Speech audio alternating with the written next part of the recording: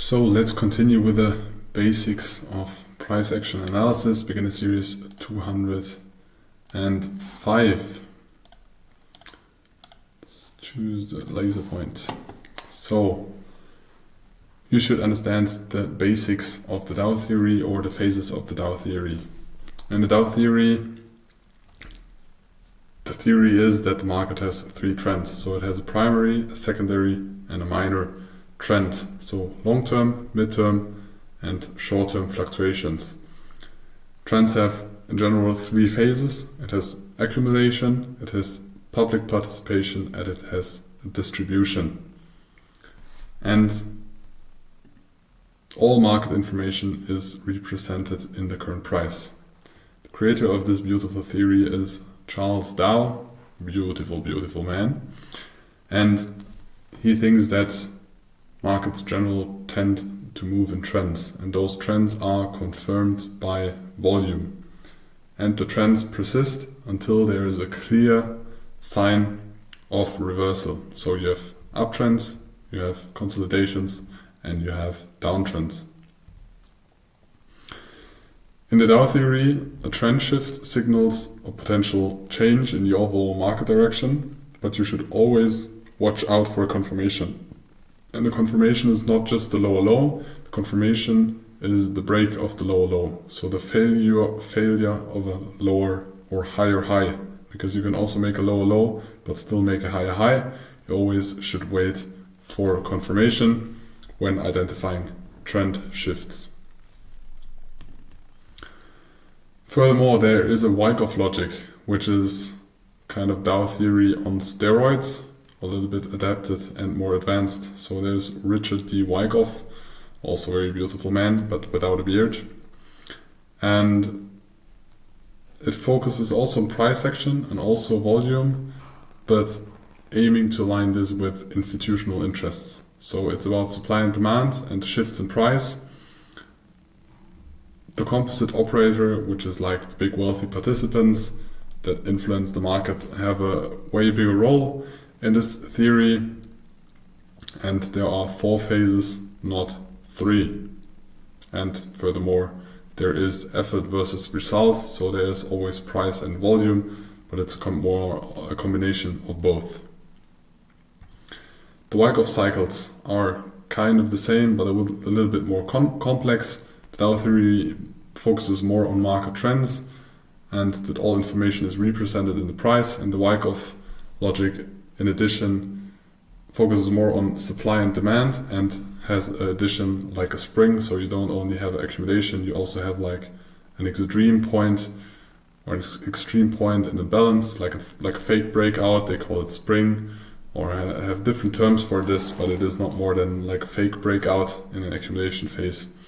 And the Wyckoff theory focuses more on the logic of the smart money, like what's the interest of the smart money, how do they move the markets, how can they cheaply accumulate without moving the markets.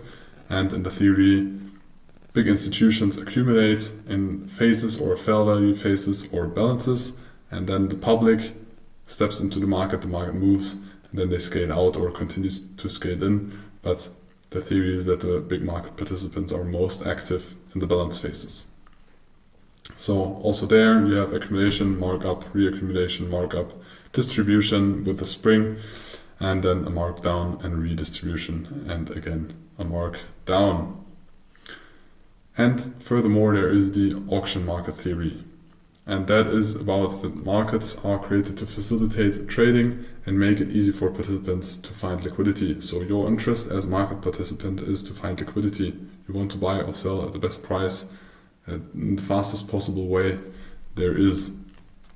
And markets, especially for big participants, look for areas to trade comfortably without getting slipped or getting slippage and affecting the price. A big market participant has no interest in moving the price, because the more he moves the price, the worse the price is that he gets, either for buying or selling.